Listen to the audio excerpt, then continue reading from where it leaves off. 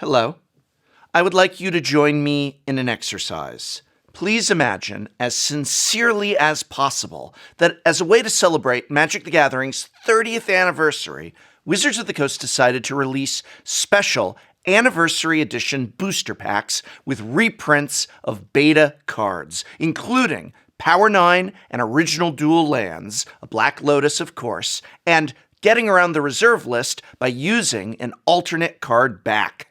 Imagine that each of these packs would contain 15 cards, 13 in the modern frame, 1 rare, 3 uncommons, 7 uncommons, and 2 basic lands, plus 1 basic land in the retro frame, 1 additional retro frame card, and a token. So again, I'm asking you to imagine that they celebrated 30 years of Magic the Gathering by essentially reprinting the original Magic the Gathering set from year 1 of the game. This would be a slam dunk product. Sure, the cards wouldn't technically be tournament legal because of the card backs, but they would still be awesome proxies that gave you the feel of opening a beta pack and left you with either collectibles or proxies that you can use in casual decks. What a beautiful way to celebrate 30 years of Magic the Gathering by letting the players experience Magic the Gathering Year 1. You could do a beta draft with your friends. Imagine the events local game stores could hold with such a product, the celebrations we could all have, the memories we could all make, the joy and the love of the game of Magic the Gathering bringing us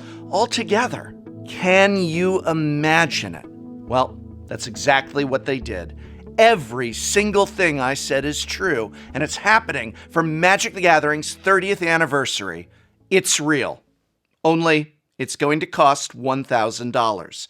Not for a box, but for 4 of those booster packs. $1,000. $999 will get you 60 randomized proxy cards. It will not be sold through your local game store. The only way to get this will be by ordering online, directly from Wizards of the Coast, and unlike Secret Layers, it will not be printed to demand, but rather there is only a limited supply available. This product is not a celebration of 30 years of Magic, nor is it a celebration of the people who play it. It is a product that is deliberately and knowingly priced out of the reach of a majority of Magic the Gathering players. It is a product for Hasbro. It is a product for the shareholders. And as we are so often told, so many times, this product is not for you.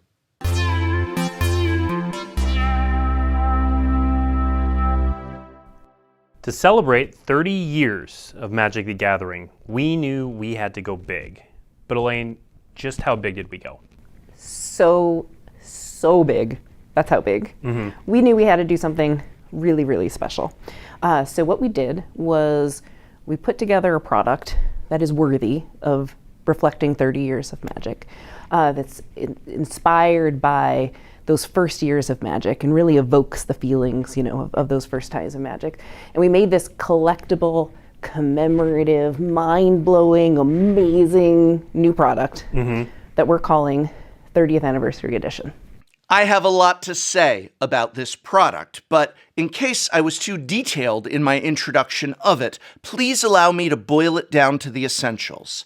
To celebrate 30 years of Magic the Gathering, Wizards of the Coast is selling you 60 random cards, of which 4 are rares, for $1,000. 4 random rares for $1,000. 4 random rares that are not tournament legal for $1,000. 4 random rares that are not tournament legal and technically not commander legal for $1,000. That's right, as far as Commander is concerned, these are as fake as any proxy card you might bring to the table. Which, yes, is okay if you ask your playgroup first, but here you're spending $1,000 for cards that you need to ask your playgroup first about. You could spend a lot less than that on a lot of talented proxy artists. And then you'd also be sure you would be getting the card that you actually want, instead of just a chance at that card. And the thing is, this could have been an amazing product, an amazing celebration, if it was only put out at a fair price. A price that the majority of players could reasonably afford. Furthermore, Wizards of the Coast has sold a product like this before, and back then they did just that, price it reasonably. This is a classic product known as the Collector's Edition. The original Collector's Edition contained one of every card in beta, a complete set of beta, as well as 60, that's right, 60 lands. And how much did Wizards of the Coast want for this? $49.95. I will repeat that because I feel it illustrates just what has happened to this company and to this game. A complete set of beta, including the original duels, Power 9, Moxes, and Black Lotus, and yes, even Animate Wall, 60 lands as well, $49.95 versus 60 random cards for $1,000. Keep in mind when you buy the 30th anniversary edition, which I strongly suggest that you do not, you are not even spending that $1,000 on a cool collectible. No, you are spending it on the chance at a cool collectible.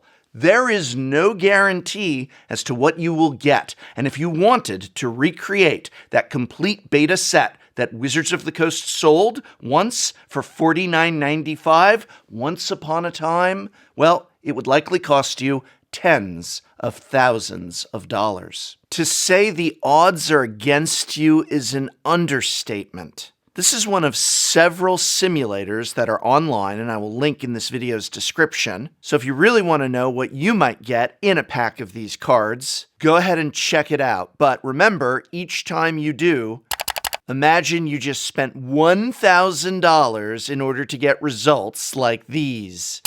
Honestly, someone's going to have to crunch the numbers for me because I'm an English major, but it feels like what most people would end up spending in order to get the Moxes that they want would just be, what an actual unlimited Mox would cost. Why spend what you'd spend on a real piece of power for a fake piece of power? And if you're okay with a fake piece of power, why not just hit print on your printer? Or support the numerous amazing proxy artists that are available. And unlike the Collector's Edition, which was sold at local game stores, the 30th anniversary edition will not be.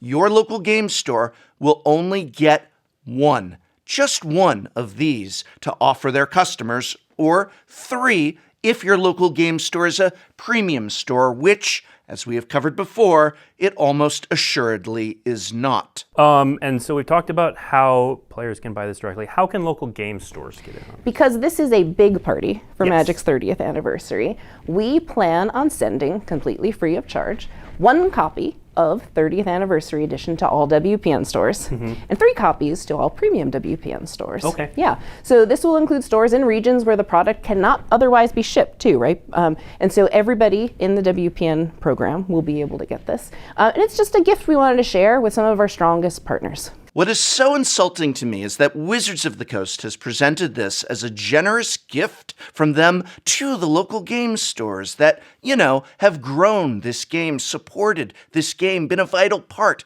of this game and community for over the past 30 years. They're giving them one and only one. And no, they do not have the option to order an allocation to sell to their customers. After that 1 copy per store, players will need to log online and order directly from Wizards of the Coast. Quite a thank you to the local game store. And to the player base, because, show of hands, how many people's local game store has more than 1 Magic player?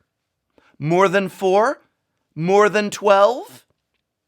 They're not sending them enough to go around. They're sending them literally 1, the least amount they could send them instead of sending them nothing. What's more, these will not even be print to demand like Secret Layers. There is a set amount, a finite amount, which means very, very likely that many Magic the Gathering players who may actually want to spend their money on this may still not be able to buy one because, again, it's in limited supply. It amazes me that on top of all of this, there will still be some whales who, while fortunate enough to have enough money to buy this product, will not be able to get it. Think about that.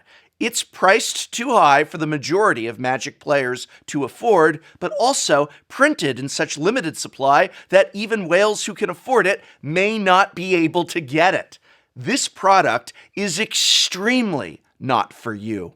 In 2018, Hasbro announced their decision to double revenue in 5 years. I strongly believe this is when we started to see the game we knew and love turn into what it is today. It wasn't just the deluge of new products, nor the stupendously greedy ones. It wasn't just that we saw record power creep and bans, the direct-to-consumer online sales of Secret Layers, the pop culture explosion of universes beyond, the end of blocks, the end of the Pro Tour, the end of GPs. But it is when we saw all of these things, and it is when we saw Hasbro double their bottom line in little more than half the time they had hoped to do so. And now they want to do it again. The goal is to continue doubling until, well, let me ask you, what do you think Magic the Gathering will look like for its 35th anniversary? Magic the Gathering's 30th anniversary should have been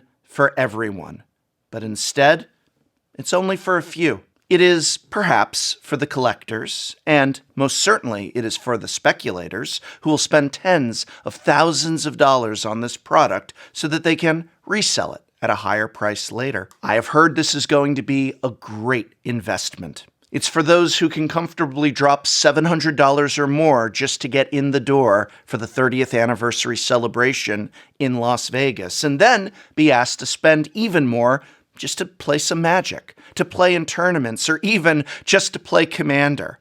Costs you to get in, costs you to play, and it costs a lot. I remember when Magic the Gathering would celebrate with products that everyone had access to.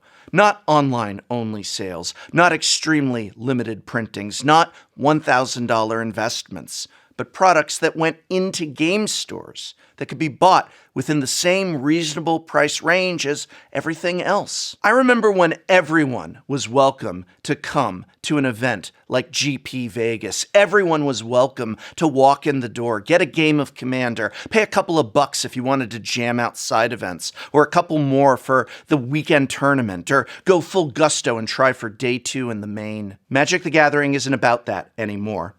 I'm not sure I know what it is about. I'm not sure who this product is for, but it isn't for the 30 years worth of players who have supported and loved this game. It's not for the community. Magic's 30th anniversary edition is for a small few, and that small few that Wizards has made this product for, it isn't you. I really wish it were.